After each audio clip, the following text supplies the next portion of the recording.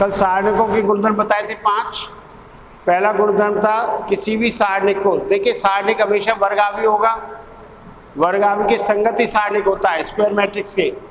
तो किसी भी आप सारणिक के स्तंभों को पंक्तियों में, पंक्तियों के स्तंभ बदलने पर सारणिक का मान अपरिवर्तित रहता है, पहला गुणधर्म। दूसरा था किसी सारणिक के 2 स्तंभ अथवा 2 पंक्तियों का विनिमय किया जाए तो सारणिक का चिन्ह बदल जाता है। मान संख्यात्मक मान वही रहता है परंतु उसका चिन्ह बदल जाएगा। यदि सारणिक का मान 2 है तो क्या हो जाएगा, एक्सचेंज करने पर -2। और तीसरा क्या था, किसी भी सारणिक में 2 पंक्ति अथवा 2 स्तंभ आइडेंटिकल हैं, समान हैं, तो सारणिक का मान हो जाता है 0। सारणिक का मान क्या हो जाएगा, 0। और चौथा गुणधर्म था यदि किसी सारणिक का स्तंभ अथवा पंक्ति 2 या 2 से अधिक पदों में है तो उसे 2 या 2 से अधिक सारणिकों के योग के रूप में व्यक्त किया जा सकता है। और पांचवा था किसी सारणिक की पंक्ति अथवा स्तंभ को कैसे गुणा किया जाए। सारणिक की किसी पंक्ति या स्तंभ को कैसे गुणा किया जाए तो सारणिक का मान भी के गुना हो जाता है। ये गुणधर्म नंबर 5। अब आगे के गुणधर्म 6 से शुरू कर रहे हैं अपन। तो कल 5 गुणधर्म हो गए थे। छठा गुणधर्म है अपना किसी सारणिक के स्तंभ या पंक्ति को किसी संख्या से गुणा करके अन्य स्तंभ या पंक्ति में जोड़ा जाए तो सारणिक का मान अपरिवर्तित रहता है। जैसे अपना सारणिक ये है, हमने लगा दी संक्रिया कौन सी, R1 प्लस के R2, R1 प्लस के R2, यानी R1 ये रहा, R1 R2 R3। R1 में ऑपरेशन लग रहा है तो R1 में लगाना है। R1 में करना क्या, R1 प्लस के R2 संगत अवयवों को गुणा करके जोड़ना, तो A1 प्लस के A2, B1 प्लस के B2, C1 प्लस के C2, R2 R3 में कोई ऑपरेशन नहीं है, कोई नहीं है तो R2 ऐसे कैसे आ जाएगा, R3 भी ऐसे कैसे। तो सारणिक का मान अपरिवर्तित रहता है, सारणिक का मान अपरिवर्तित रहेगा। सत्यापन कर देंगे। ये कॉलम में लगाया मैंने, C2 की जगह क्या लिखा, C2 प्लस 4 C3। C1 में कोई संक्रिया नहीं लग रही, C1 ऐसे कैसे आएगा।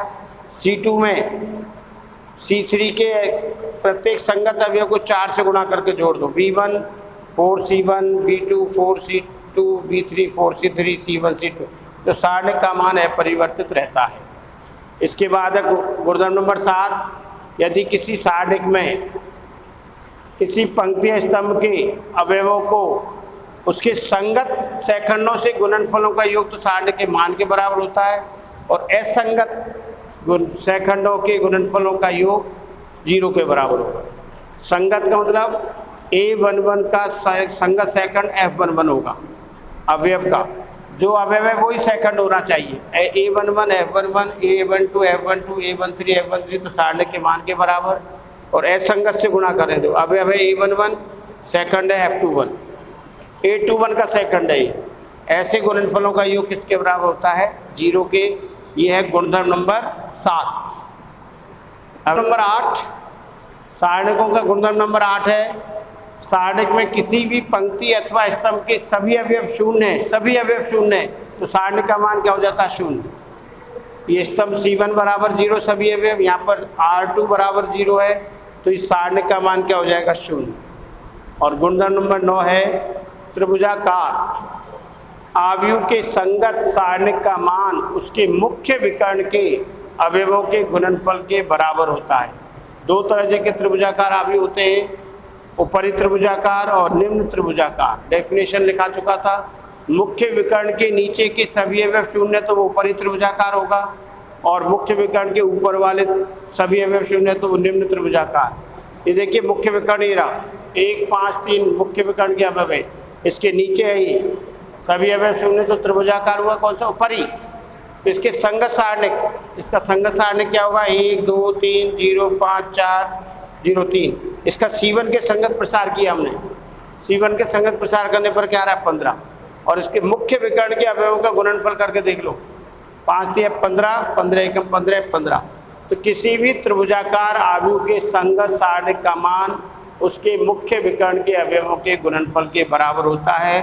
अब जो त्रिभुजाकार आव्यूह होंगे वो वर्गाव्यूह होंगे, वर्गाव्यूह के संगत क्या निकलता है, सारणिक। तो ये था गुणधर्म नंबर 9। अब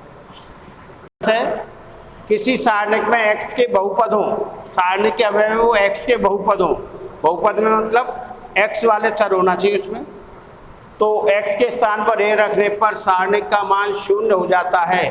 तो x माइनस a सारणिक के मान का एक गुणनखंड होगा।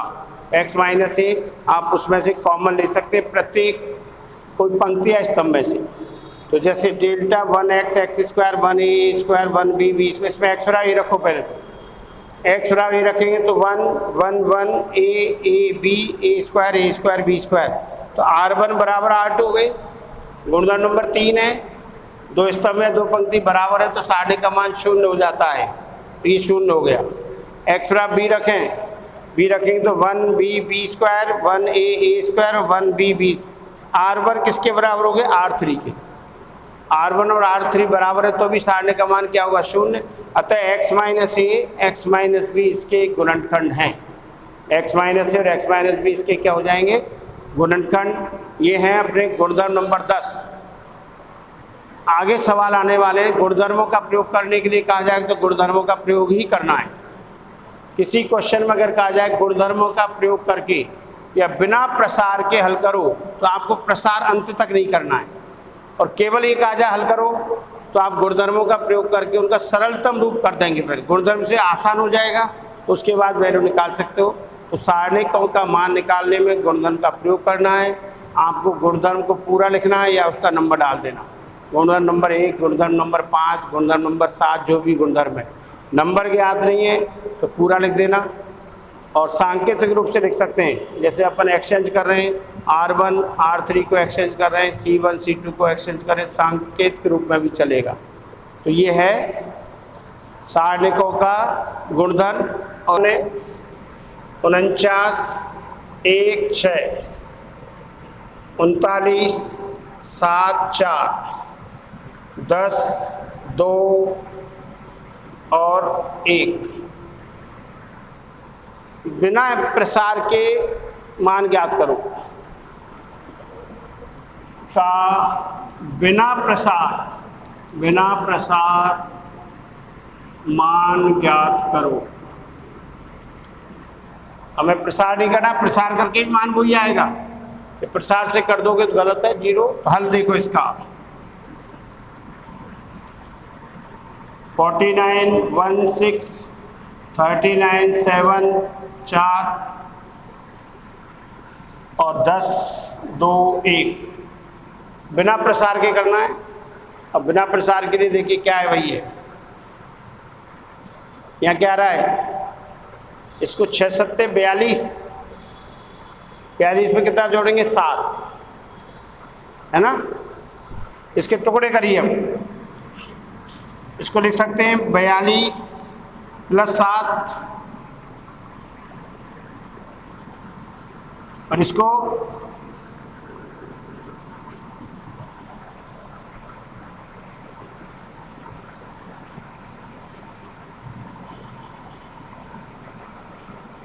42 + 7 1 6 के गुणा में लिखें, 7 7 49, 39 के लिए क्या होगा 49 - 48, 39 - 8 चौक 32 और 10 - 8 एकम 8। C1 में ही लगाया ऑपरेशन हमने, C2 ऐसे कैसे 1 7 2 6 4 1, कितने बचे 49 - 48 1 7 2 1 7 2 6 4 1। अब यहाँ क्या लिख देंगे, C1 बराबर है C2, इसलिए डिटर्मिनेंट ऑफ A = 0। गुणधर्म नंबर, अरे गुणधर्म नंबर 3 है ना, दो स्तंभ अथवा दो पंक्ति बराबर है तो सारणिक का मान 0 हो जाता है। या आगे लिख देना वैसे ही पूरे शब्दों में। तो ये बिना प्रसार के कहा है तो हमने बिना प्रसार के कर दिया। C1 यही प्रारंभिक संक्रिया है, वो यही है 3। किसी पंक्ति या स्तंभ में दूसरी पंक्ति या स्तंभ के पंक्ति में पंक्ति को स्तंभ के संगत अवयवों को जोड़ा जा सकता है गुणा करके, या एक्सचेंज किया जा सकता है। भाग दिया जा सकता है। तो 49 C1 minus 8C3, C1 minus 8C3, C1 minus 8C3, C1 8 से 48, C1 का 39 माइनस 8 चौक 32, 10 माइनस 8 एकम 8, तो 1 7 2 1 7 2 6 4, C1 बराबर C2 है, तो सारणिक का क्या मान हो गया 0। तो ये और बी सी और बी प्लस सी प्लस ए और ए प्लस बी का बिना प्रसार के, विदाउट एक्सपेंशन आपको मान ज्ञात करना है। बिना प्रसार, अंग्रेजी मीडियम वालों बिना प्रसार के हमारे डिफरेंशियल से चलो, ये बिना प्रसार के मान ज्ञात करना है। तो बिना प्रसार के मान ज्ञात करने के लिए हल 1 1 1 A B C B plus C plus A plus B. अब जो भी संक्रिया लगा रहे हैं प्रारंभिक संक्रिया 3 जोड़ने घटाने वाली। अब देखो इसमें अगर इसको जोड़ते हैं तो ए प्लस बी प्लस सी आ रहा है कि नहीं, इसको जोड़ते हैं तो ए प्लस बी प्लस सी, और इसको भी, तो यहाँ संक्रिया लगा रहे हैं C3 के स्थान पर C3 प्लस C2, C3 के स्थान पर C3 प्लस C2। तो ध्यान रखना भाई, इसको नाम ये दे सकते हो आप, C1 में कोई ऑपरेशन नहीं लग रहा, कहीं लग रहा है कि C1 में, तो C1 C2 को तो ऐसे कैसे उतार दीजिए। C1 और C2 संक्रिया किस में लग रही है, C3 में हमने क्या किया C3 प्लस C2, C3 के अवयवों में संगत अवयव जोड़ना C2 का। तो यहाँ जोड़िए B प्लस सी में जोड़ेगा तो क्या आएगा A प्लस बी प्लस सी, इसमें जोड़ेगा तो क्या आएगा A प्लस बी प्लस सी, इसमें जोड़ेगा तो A प्लस बी प्लस सी।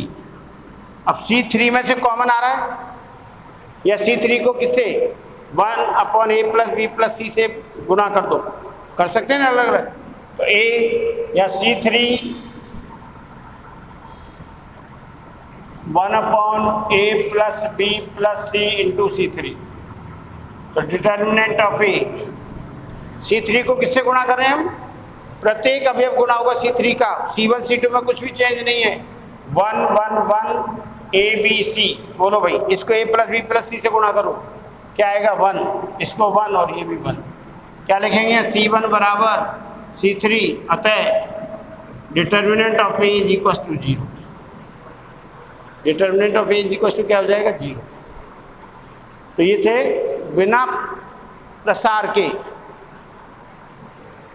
उदाहरण नंबर 11 है, सिद्ध करो कि ये सारणिक का मान x minus Y Y minus Z minus X है। इसको आप बिना प्रसार के, कहानी क्या है तो प्रसार करके भी कर सकते हो, ये वो लंबा पड़ेगा, फैक्टर वेक्टर में प्रॉब्लम होगी। तो इसको सरल करने के लिए हल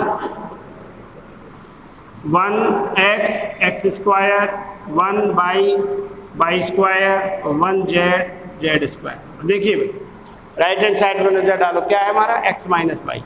एक्स माइनस वाई कब आएगा, R1 में से R2 माइनस करना, फिर R2 में से R3, और R3 में से R1 मत कर देना, 3 अवयव 0 होते सारणिक का मान 0 हो जाता है। तो कहीं तो बाई जेड माइनस एक्स लाने के लिए इसको भी माइनस कर दो, ये भी तीनों 0 हो जाएंगे, जो कि संभव नहीं है। सारणिक में सभी अवयव 0 हैं, किसी स्तंभ या पंक्ति के तो सारणिक का मान 0 हो जाता है। तो इसको हल करने के लिए अपन यहाँ संक्रिया लगा रहा हूँ मैं, अधिकतम 0, 2 0 होते किसी पंक्ति स्तंभ के प्रसार कर देंगे। तो यहाँ देखिए पहली संक्रिया R1 के स्थान पर R1 माइनस R2 तथा एक साथ दोनों R2 के स्थान पर R2 माइनस R, यही प्रारंभिक संक्रिया है। R1 के स्थान पर क्या लिख रहे हैं हम, R1 माइनस R, संगत अवयवों को घटाना है, और R2 के स्थान पर R2 माइनस R3, क्या आएगा R1 minus R2, 1 minus 1 0, x minus Y और ये X square minus Y square. हो गया पहली संक्रिया। दूसरी क्या है R2 minus R3, 1 minus 1 0, Y minus Z और ये वाई स्क्वायर माइनस, और R3 में कोई संक्रिया नहीं लग रही है, R3 में कुछ नहीं लग रहा। ये अब इसको इसके गुणनखंड तो जानते हो ना, x square minus Y square a plus b into a minus b. क्या हो रहा है देखो, 0 x minus y into x plus y, a square minus b square से लगा दिया a plus b into a minus b, तो x plus y x minus y. ऐसे इधर 0 वाई माइनस जेड और वाई प्लस जेड और 1 Z square. बोलो पहली पंक्ति में क्या कॉमन आ रहा है? 0 में से कुछ भी ले सकते हो आप, एक्स माइनस वाई। दूसरी पंक्ति में तो इसके लिए अपन को क्या तरीका अपनाना है? कॉमन लेना है, भाग देने का। तो यहाँ क्या लिख रहे हैं संक्रिया, R1 के स्थान पर 1/x माइनस बाई R1 को x माइनस बाई से क्या कर रहे हैं अपन? भाग। अब भाग देंगे तो गुणा भी करना पड़ेगा भाग। और R2 के लिए 1/y माइनस जेड R2।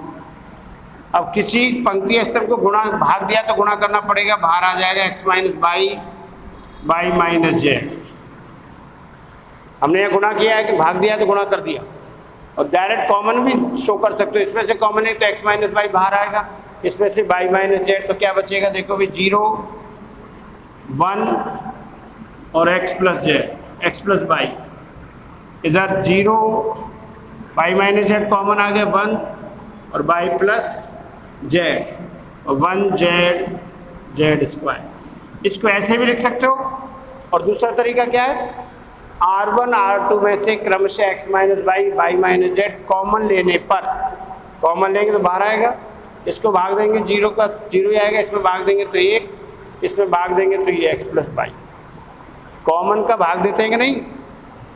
अब इसका प्रसार कर दीजिए, जिसमें 0 है 2 उसके संगत प्रसार करना है। किसके संगत प्रसार होगा? C1 के। किसके संगत? तो C1 के संगत प्रसरण से, तो ये तो साथ में रहेंगे x minus Y minus Z. और देखो प्रसार कर रहे हैं तो 0 के संगत ये लिख दीजिए 1 बाई प्लस जेड, ये छोड़ेंगे ना, बाई प्लस जेड स्क्वायर। और इधर -0 a11 पॉजिटिव, 21 नेगेटिव। इसके लिए स्तंभ और पंक्ति को छोड़िए, 1 x प्लस बाई और जेड स्क्वायर और प्लस 1। इसके लिए स्तंभ और पंक्ति गई तो क्या बचेगा? 1 x प्लस बाई और 1 बाई प्लस जेड। तो ये क्या रहा भाई? x minus Y minus Z, ये 0 हो जाएगा। इसका कोई भी मान हो, किससे गुणा हो रहा है? 0 से, ये भी 0। यहाँ क्या बचेगा? 1 इंटू बाई प्लस जेड, सारने का ही तो 1 तो है ही, तो बाई प्लस जेड माइनस मुख्य विकर्ण का गुणनफल माइनस पश्च विकर्ण के अवयवों का गुणनफल, तो माइनस x और minus Y. 1 into Y plus Z minus 1 into x plus Y, तो माइनस एक्स माइनस वाई। क्या बचा भाई? x minus Y minus Z, Y से बाई कट गया, Z minus X equals to right hand side, hence prove. तो हमने सरलतम रूप में लाके प्रसार किया है। कोशिश रहेगी हमें किसी पंक्ति स्तंभ के सभी अवयव जो शून्य कर नहीं सकते, अधिकतम अवयव शून्य हो जाने चाहिए सभी को छोड़ के, तो उसके बाद प्रसार करेंगे। तो ये बोर्ड में आ चुका है अभी। इन्हीं बोर्ड में जब से 2 नंबर का सवाल आता है, इसमें से जब ऐसे ही आते हैं छोटे वाले, विदाउट एक्सपेंडिंग है भाई, बिना प्रसार के, बिना प्रसार सिद्ध करो कि डेल्टा बराबर, बिना प्रसार के बिना प्रसार के आपको सिद्ध करना है ये, यहाँ हल लिखेंगे और ये हो गया अपना b plus C, C plus A plus B, Q plus R plus P plus Q, Y plus Z plus X. अब गुणधर्म नंबर याद है तो क्या लिखेंगे, किसी सारणिक में कोई स्तंभ, पंक्ति या स्तंभ 2 या 2 से अधिक पदों में है तो उसे 2 या 2 से अधिक सारणिकों के योग के रूप में व्यक्त किया जा सकता है। तो यह प्रत्येक अवयव 2 पदों में है तो 2 सारणिकों के योग के रूप में व्यक्त करेंगे। इसको देखो क्या बदल रहा है, डेल्टा ले लो इधर लो, बोले 2 पद तो पहले पदों से एक सारणिक बनेगा, दूसरे पदों से दूसरा सारणिक।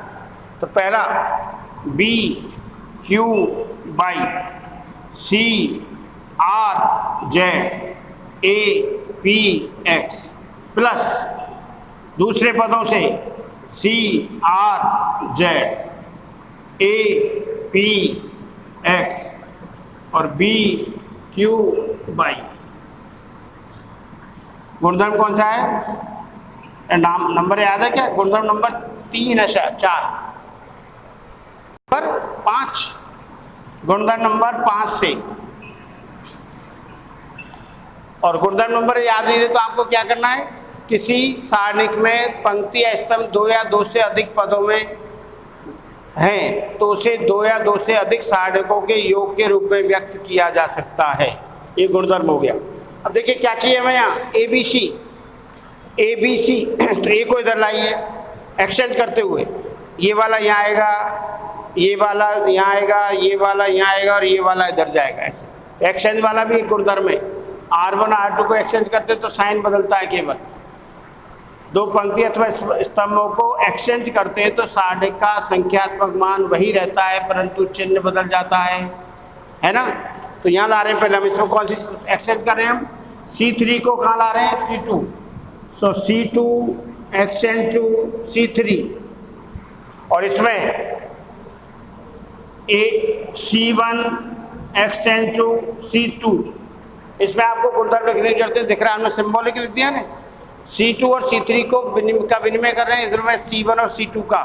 हमें पता है जब विनिमय करते हैं तो साइन चेंज होता है, संख्या तो मान वही रहता है। तो यहाँ माइनस लगा देंगे बाहर, इधर भी माइनस लगा देंगे, क्या आ जाएगा, डेल्टा बराबर माइनस, बोलिए C1 का तो कुछ नहीं कर रहे ना, जिसमें कोई ऑपरेशन है उसको ऐसे कैसे देखो, C1 B Q बाई और C2 और C3 का एक्सचेंज ये इधर आ जाएगा, A P X और C R Z। इसका भी साइन चेंज होगा, यहाँ C1 और C2 को एक्सचेंज कर रहे हैं तो बाहर क्या आ जाएगा, प्लस का माइनस, और C1 और C2 तो A P X C1 की जगह C2 की जगह C1 C R Z और C3 ऐसे कैसे B Q बाई। यहाँ देखिए क्या चाहिए हमें, APX इधर चाहिए ना, फिर एक्सचेंज करेंगे इसका C1 और C2 का। यहाँ पर लगाइए C1 एक्सचेंज टू C2, इधर C2 एक्सचेंज टू C3, तो क्या लगेगा बाहर माइनस, फिर साइन चेंज होगा, माइनस माइनस क्या हो जाएंगे प्लस। दिखा देता हूँ लोग,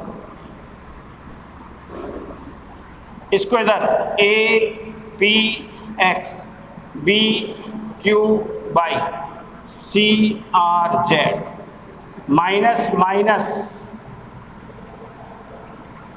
किसका, C1 का नहीं हो रहा है, APX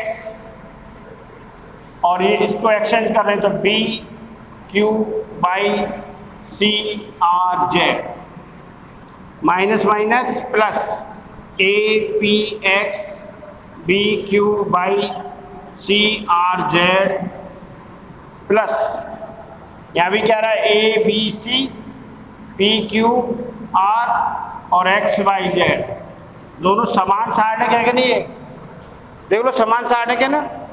क्या हो जाएगा, twice of ABC P Q R and X Y Z बराबर राइट हैंड साइड। यही प्रूव करना था। तो गुणधर्मों का प्रयोग किया है, गुणधर्म 5 से 2 सहारणकों के योग के रूप में व्यक्त कर दिया। अब हमें दिख रहा है कि APX पहले चाहिए, है APX थर्ड पे है। एक साथ जंप नहीं मार सकते आप, पहले इसको यहाँ लाएंगे तो C1 C2 और C3 का एक्शन, माइनस साइन चेंज होगा, इसको यहाँ लाएंगे तो C1 C2, फिर दोबारा साइन चेंज करने के बाद फिर C1 और C2 को एक्सचेंज करेंगे तो minus minus plus, minus minus plus, ये दोनों समान सारणिक है, बीच में प्लस का साइन है, तो twice of ABC PQR XYZ ये है। कंटिन्यू करेंगे इसी को, सारणिक के जैसा कहा जाएगा। राइट हैंड साइड में कुछ दे रखा तो बहुत आसान है, उससे हमें इंटरवल के क्या करना है। अभी हमें इसमें इंटरमीडिएट ये डबल करना है तो इसको चेंज किया और गुणधर्मों का प्रयोग करना है। गुणधर्म का नंबर लिखेंगे या गुणधर्म पूरा लिखेंगे और इसी को कंटिन्यू करेंगे। कल मैं आपको प्रोडक्ट ऑफ 2 डिटर्मिनेंट सहारणकों का गुणनफल बताऊंगा। प्रारंभिक संक्रिया तो बताई दी ऐसी संक्रियाएं, फिर भी नहीं आएगा तो बता देंगे, ठीक है।